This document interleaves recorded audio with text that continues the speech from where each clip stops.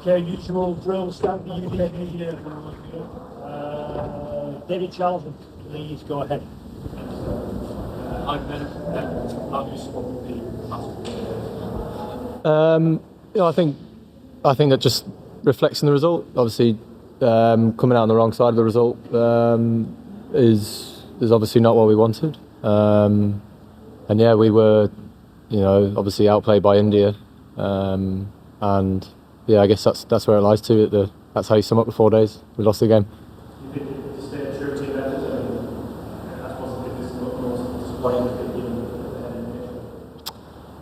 Yeah, look, I think, that's reflective of the way in which, how Ben Duckett played. I thought that innings in itself was remarkable to watch. It set us up to be in a real strong position going into day 3, and obviously, we wanted to capitalise on that, and the way in which we wanted to do that didn't work how we wanted it to, and that can happen. Things don't always go how you want it to, and yeah, we obviously were in a strong position, and yeah, we weren't able to capitalise on it, but we knew what we wanted to try and do on that day, and it just didn't come off.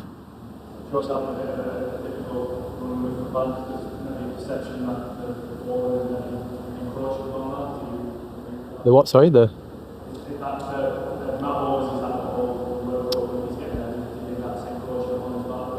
No, I don't think so. I think that would be a cop-out thing to say. You ask Joe that, and he would say absolutely no. He loves being having the responsibility, of coming on and bowling and influencing the game. He's influenced so many Test matches for England with the bat. And as I said, I always thought he personally underbowled himself as a captain. I think he's a lot better than what he gives himself credit for. But no, by no means do I think that him bowling more overs is the reason as to why he's not getting the runs that he would like to. And you would never hear him say that either.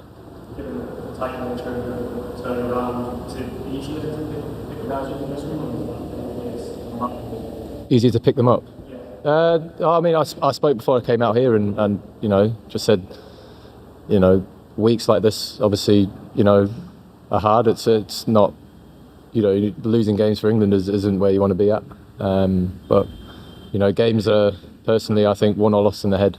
And, I just made sure that all the emotion, all the disappointment that there obviously would be in our dressing room at the moment, make sure it stays here. Because we've got 2 games left, and all I want us to be thinking about, all I'm thinking about as a captain is this series, 3-2. Chris, Will, then George.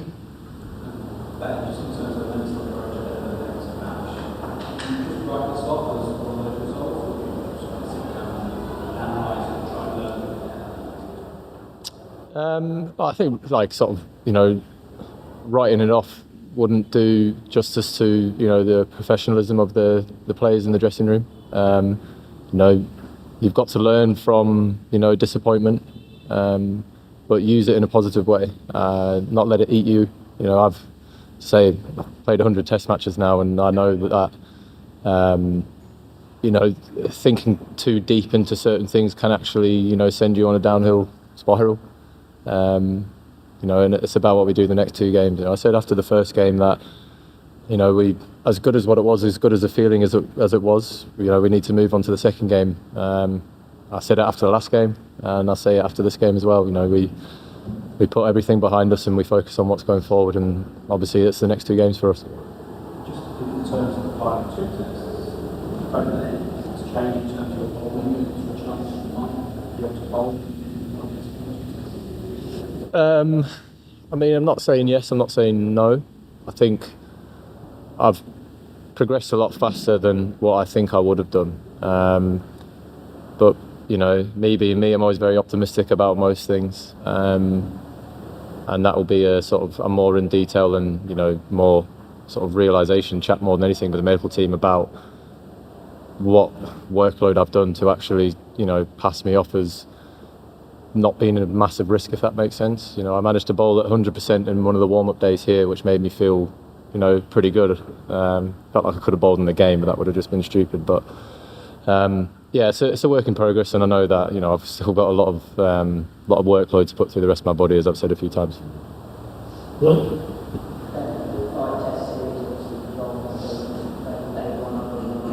Sorry, speak a bit.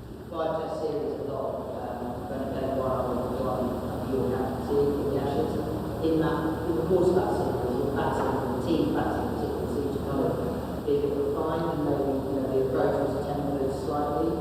Do you think there's a case for doing that here as well, given that the pitches you're playing on, they're not maybe the pitches we were expecting for the turn of the ball they have, a little bit more dangerous and like, do you think you do need to temper your batting a bit and how it's happening with the No, excuse me. No, not at all. Our batting lineup is full of, obviously international class players.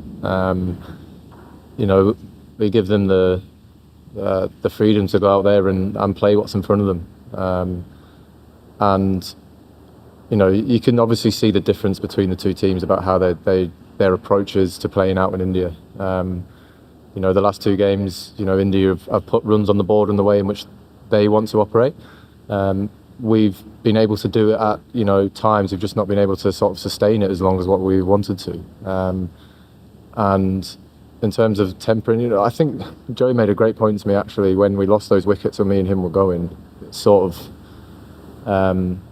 it just felt like a little sort of dry, and we weren't trying to put any pressure back onto them. Although you say that's sort of what you need to do, but today it just felt like, and I think it's a thing about the situation of the game. The ball starts spinning, it starts bouncing again. There's loads of people around the bat. That's an opportunity where you can actually go, I'm going to try and get the scoreboard moving again here.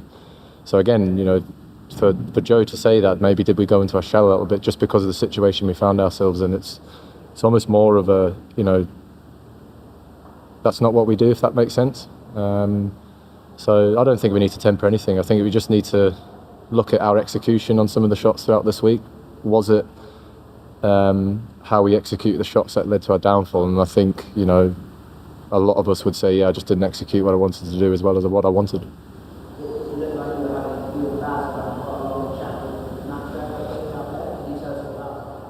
Yeah, we just wanted some clarity around Zach's DRS when the images came back, because the ball's quite clearly missing the stump on the replay.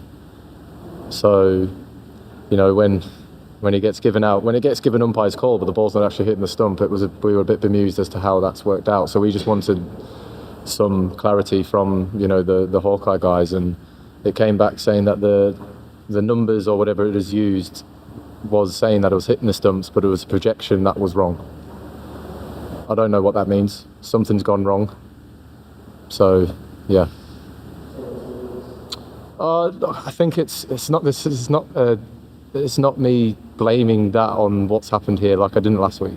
It's just, what's going on? George, please, and then we'll open him. Jump to the front. Go ahead, George.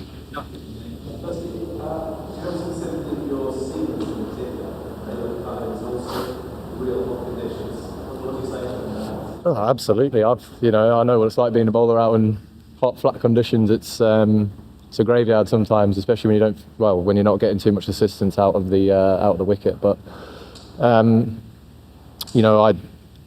judge our days on the input of what guys put into the team. When you look at the output, you don't tend to get the full story. And one thing that Jimmy and Woody did throughout this whole Test match was they put a hell of a lot of effort into what we were trying to do, not just with the ball, but also I think Jimmy in the field was awesome. Woody, again, the energy that he gives in the field was brilliant to see.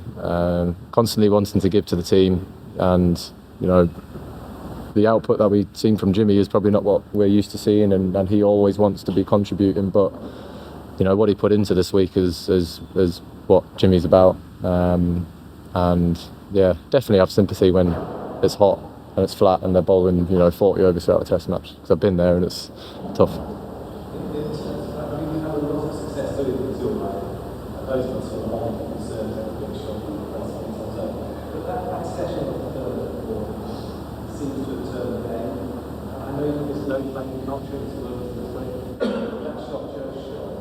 feels, yeah, so those of us who are wrong, it's like a turning point. Are we wrong? Well, yeah, because he got out to it. Definitely was a turning point. And Joe Root scored nearly 12,000 runs. I think we can leave the decision making and the reason as to why with Joe. Look, I can understand why there would be frustration around that because of how good a player Joe is. You know, Jasprit Bumrah has got him out a couple of times this tour early on. And I thought Joe was looking really, really good at the crease, and he sensed that as a time to put, you know, something different back onto Jasprit and make him maybe think about something else. Because what that shot does with Joe is it makes fields change, makes bowlers mindset change towards him. He got out to it, and it's not a shot he necessarily sees Test match players playing. But look, who am I to question a guy who's got 30 Test match hundreds, nearly 12,000 Test runs? I think he knows what he's doing. Two guys in the front here, please.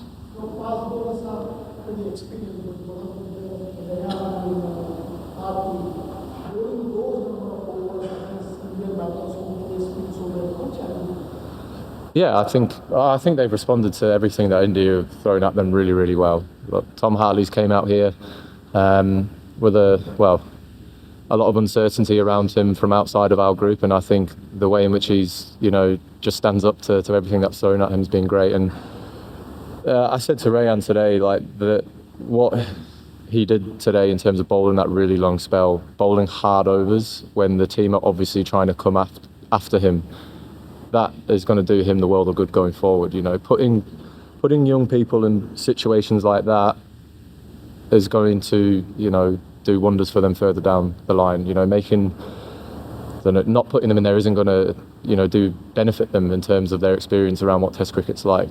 And when he was getting hit for 6, when he was getting hit for 4, when he was bowling a bad ball, he was just turning back round and he was wanting that ball, and he was going to come up and bowl his best ball again and again and again. And I think for a 19, 20-year-old to have that attitude with so little experience is something that's great to watch, great to see.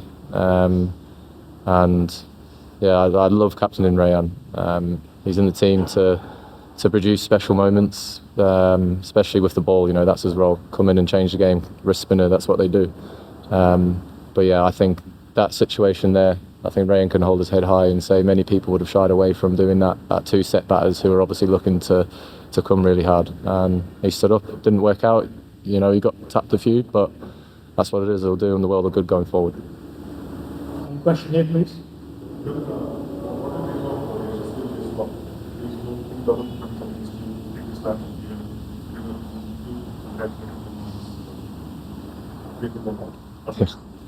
Well, imagine if I said I didn't think he was any good. That would be a bit of a rogue thing. But she's again he's a great player to watch. You know, I enjoy watching good players play, even though it's against me.